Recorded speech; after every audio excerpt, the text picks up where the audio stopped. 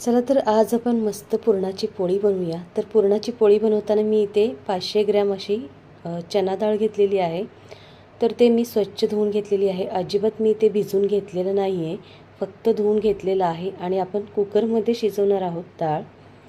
तर त्यातलं पूर्ण पाणी काढून आपण हे डाळ कुकरमध्ये घातलेलं आहे आणि त्यामध्ये 6 कप पाणी घातलेलं आहे। त्याचबरोबर आपल्याला इथे 1 टीस्पून इथे हळद घालायचं आहे आणि अर्धा टीस्पून किंवा 1 टीस्पून असं तेल घालायचं आहे। त्याच्याने डाळ आपला छान शिजतो। तर आता आपला हा आपण अजिबात डाळ न भिजवता आज आपण पुरणपोळी कशी बनवायची ते बघणार आहोत। तर झाकण लावून आपल्याला इथे 4 शिट्ट्या काढायच्या आहेत। तर 4 शिट्ट्यामध्ये मस्त आपली मऊसूत अशी डाळ शिजते। तर डाळ शिजेपर्यंत आपल्याला इथे पीठ मळून घ्यायचं आहे। तर त्यासाठी मी इथे घेतलेला आहे 1 कप मैदा आणि 1 कप गव्हाचं पीठ घेतलेलं आहे। त्यामध्ये आपल्याला घालायचं आहे चवीनुसार मीठ आणि चिमूटभर मीठ घालायचं आहे, कलर सुंदर येतो पोळीला। तर आता आपण हे मिक्स करून घेऊया आणि जसं आपण चपातीला मळतो त्याच्यापेक्षा आपल्याला पातळ असं पीठ मळून घ्यायचं आहे। जसं आपण चपातीला मळतो घट्ट मळतो, पण इथे पोळीसाठी आपल्याला इथे पातळ पीठ मळून घ्यायचं आहे। आता आपण इथे मैदा वापरल्याने हे पोळी अजिबात फुटणार नाही, त्याचं सारणही बाहेर येणार नाही, म्हणून आपण 1 कप मैदा आणि 1 कप गव्हाचं पीठ वापरलेलं आहे। तर पीठ मळून झालेलं आहे। तर आपल्याला इथं 1 टीस्पून तेल घालून छान असं परत स्मूथ असं पीठ मळून घ्यायचं आहे। तर तुम्ही ही पूर्ण गव्हाचं पीठसुद्धा वापरू शकता। तर मी इथे मैदा आणि गव्हाचं पीठ मिक्स वापरलेली आहे। आता आपला हा पीठ अर्धा तास तरी मुरत ठेवायचा आहे, तोपर्यंत आपली डाळ छान शिजलेली आहे बघूया। तर कुकरचं पूर्ण शिट्टी थंड झालं पाहिजे, मगच आपला हा कुकरचं झाकण उघडायचं आहे। गरम असतानाच उघडू नये, नाहीतर डाळ पूर्ण आपली शिजणार नाही। तर बघू शकता हे 4 शिट्ट्यामध्ये मऊसूत अशी डाळ शिजलेली आहे। तर आता आपण हे डाळ शिजलेलं आपण एका चाळणीमध्ये काढून घेऊया, कारण आपण आता ह्या डाळीचं जो पाणी राहिलेला आहे तो आपण कटाची आमटी बनवणार आहोत। तर पूर्ण पाणी ह्या डाळीमधून शोषून काढायचं आहे, म्हणजे चाळणीमधून। तर पूर्ण पाणी निघालेलं आहे। तर तुम्ही बघू शकता आता आपण या पाण्याचं मस्त कटाची आमटीसुद्धा बनवणार आहोत। तर या रेसिपीमध्ये मी फक्त पुरणाच्या पोळीची रेसिपी दाखवलेली आहे। तर कटाच्या आमटीचं जो पाणी आहे तो कमी वाटत असेल तर तुम्ही त्यामधलं 2 ते 3 टीस्पून असं डाळ काढायची आहे, तो मॅश करून असं कटाच्या आमटीला वापरू शकता। तर आता आपण हे डाळ पूर्ण पाणी काढून घेतलेलं आहे, एका कढईमध्ये घातलेलं आहे। तर मी इथे वापरत आहे अर्धा किलो डाळसाठी मी इथे 1 कप गूळ वापरलेली आहे आणि 1 कप साखर वापरलेली आहे। तर तुम्ही ही दोन्ही गूळसुद्धा वापरू शकता 2 कप, किंवा 2 कप तुम्ही साखरसुद्धा वापरू शकता। तर आता हे साखर वापरल्यामुळे काय होतं की जो आपलं पुरण पातळ होईल ते छान घट्ट व्हायला मदत होतो साखर वापरल्यामुळे। गूळ जरी वापरलं तरी पातळ झालं तरी हे लवकर घट्ट होत नाही, म्हणून मी इथे साखरसुद्धा वापरलेली आहे। साखर वापरल्यामुळे हे छान असं आपलं पुरण जो आहे घट्टसर होतो। तर तुम्ही कोणतंही एक वापरलं तरी चालेल किंवा मिक्स वापरलं तरीही चालेल। तर आता हे मिक्स झालेलं आहे। आता आपल्याला इथे 1 टीस्पून तूप घालायचं आहे, तर पुरणाला छान स्वाद येतो, टेस्टी लागतो पुरण। आणि मिक्स करत राहायचं आहे, मंद आचेवरतीच आपल्याला हे सतत आता मिक्स करून घ्यायचं आहे, जोपर्यंत आपलं पुरण तयार होत नाही।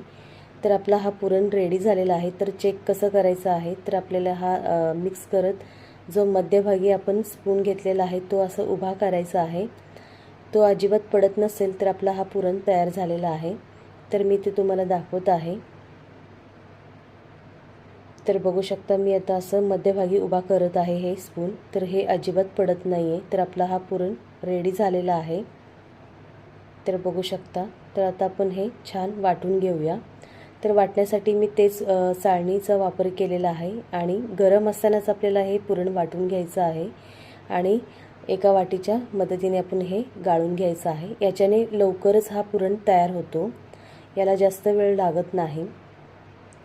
तर लवकर हा पुरण वाटून घ्यायचा आहे गरम असतानाच। तर आपला हा पूर्ण पुरण वाटून घेऊया। तर अर्धा किलोमध्ये हा भरपूर सारं असं पुरण तयार झालेलं आहे। तर तुम्ही बघू शकता त्यामध्ये आपलं फ्लेवरसाठी आपल्याला जायफळ किसून घालायचं आहे, अर्धा टीस्पून विलायचीचं पावडर घालायचं आहे, छान हाताने मिक्स करून घ्यायचं आहे। आता आपण या पुरणाचे पोळ्या बनवणार नाही आहे, तर आपण हे थोड्याच पुरणाचे पोळ्या बनवणार आहोत। तर बाकीचं पुरण आपण फ्रीजमध्ये काढून ठेवू शकता डब्यामध्ये, आणि कधीही तुम्ही गरमागरम पोळी बनवून खाऊ शकता। तर आपलं पीठ छान मुरलेलं आहे, तर तुम्हाला दाखवत आहे मस्त तार आलेली आहे, ह्या पुरणाला चिकट छान आलेला आहे, पिठाला। तर परत आपण एक टीस्पून असं तेल घालून छान मळून घेऊया। तर बघू शकता किती छान असं चिकट झालेलं आहे, आपला पीठ रेडी झालेलं आहे। तर याचा पोळी आपण करून घेऊया। तर पोळी बनवण्यासाठी एक छोटासाच गोळा घ्यायचा आहे आणि पुरण जास्त घ्यायचं आहे आपल्याला, म्हणजे पिठाचं क्वांटिटी कमी आणि पुरणाचं क्वांटिटी जास्त घ्यायचं आहे। यालाच तर पुरणाची पोळी बोलतात।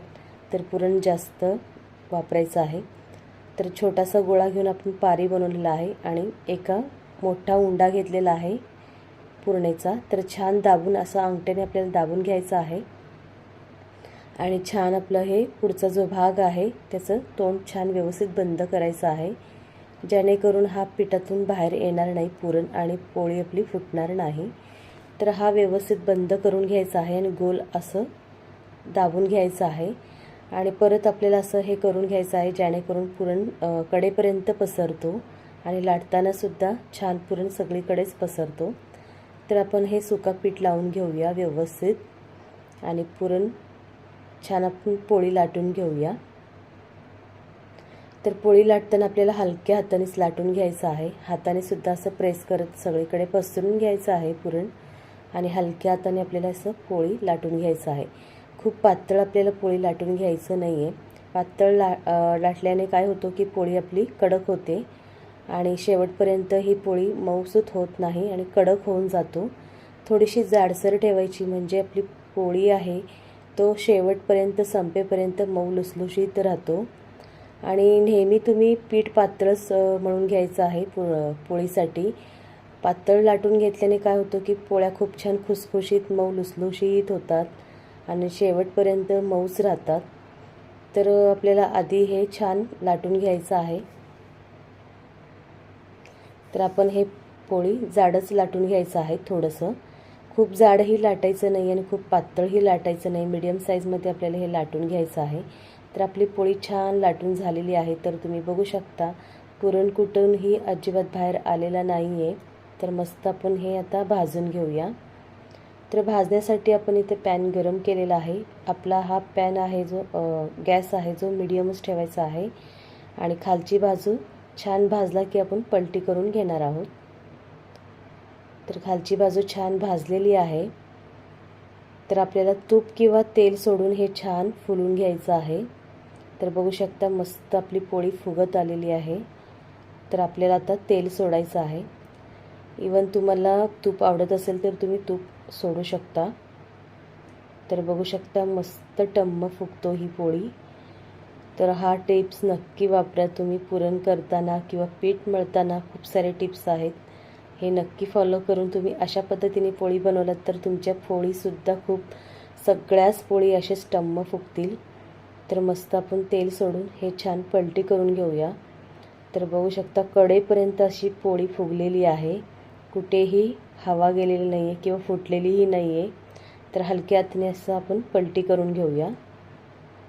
बघू शकता पलटी करताना तरी अजून डबल फुगलेलं आहे पोळी आपली।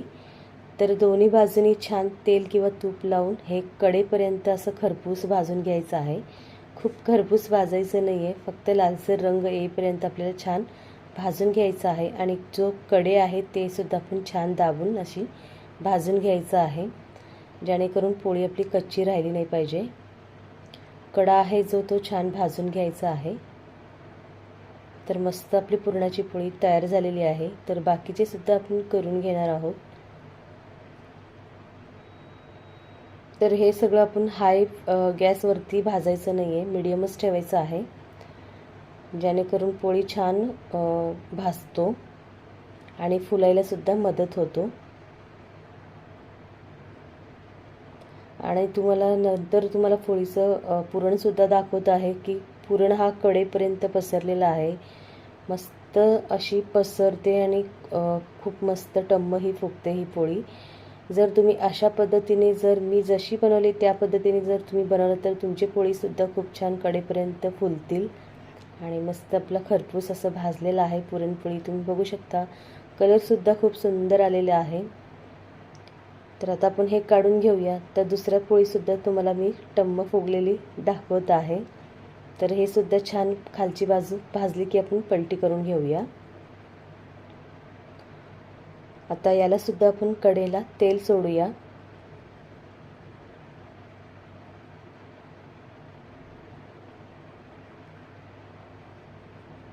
तर लगेचच आपल्याला हे पलटी करायचं नाही आहे. आपल्याला इथे छान कढईला तेल सोडायचं आहे आणि नंतर आपल्याला इथे पलटी करून घ्यायचं आहे. तर बघू शकता हे सुद्धा छान आपली पोळी फुगलेली आहे. आणि हे सुद्धा आपण छान दोन्हीही बाजूनी भाजून घेऊया. तर इवन माझे सगळेच पोळ्या इथे फुगलेले होत्या, एकही असं बिना फुगलेलं नव्हता. तर पूर्ण पोळी संपेपर्यंत हे पोळ्या छान फुगलेल्या आहेत आणि मस्त तयार होतात. पोळ्या एकदम मऊ लुसलुशीत होतात. तर 1 कप मैदा आणि 1 कप तुम्ही गव्हाचं पीठ जरी वापरून केलं तरी तुमच्या पोळ्या मऊ लुसलुशीतच राहतात, शेवटपर्यंत राहतात. आणि जेव्हाही तुम्ही संपेपर्यंत जरी पुरणपोळी खाल्लात तरीही मऊ लुसलुशीत राहतात. तर आता आपण हे सगळेच पोळ्या करून घेतलेल्या आहे. तर तुम्ही बघू शकता कलरही सुंदर आलेला आहे आणि म्हणजे टच करून जरी तुम्हाला दाखवलं तरी तुम्ही ते बघू शकता, तुम्हाला दिसतही असेल. तर खूप नरम असं मऊ लुसलुशीत झालेले आहेत पोळ्या. तर नक्कीच ट्राय करा हे तुम्ही पोळी. तर मी हे होळी झाल्यानंतर ही रेसिपी अपलोड करत आहे. थोडंसं उशीर झाल्यामुळे सॉरी, बट तुम्ही अशा पद्धतीने पुरणपोळी करून पहा. नक्कीच तुम्हाला हा पद्धत आवडेल आणि अशा पद्धतीने करून पाहाल तर तुम्हाला हे पोळी नक्कीच आवडेल. तर तुम्हाला दाखवत आहे, फोल्ड करून सुद्धा दाखवत आहे. मस्त मऊ लुसलुशीत झालेली आहेत पोळ्या. सो कशी वाटली रेसिपी आजची तुम्ही नक्कीच ट्राय करा आणि मला कमेंटमध्ये सांगा.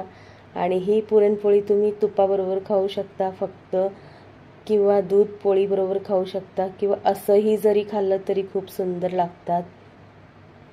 तर बघू शकता मऊ, खरंच सांगते खूप असं हातात पकडला तरी खूप मस्त अशी मऊ लुसलुशीत झालेली आहे पोळी. सो रेसिपी ट्राय करा आणि मला कमेंटमध्ये नक्की सांगा. चॅनलवरती नवीन असाल तर सबस्क्राईब करायला विसरू नका आणि एक लाईक तर नक्कीच करा आणि जास्तीत जास्त शेअर करा.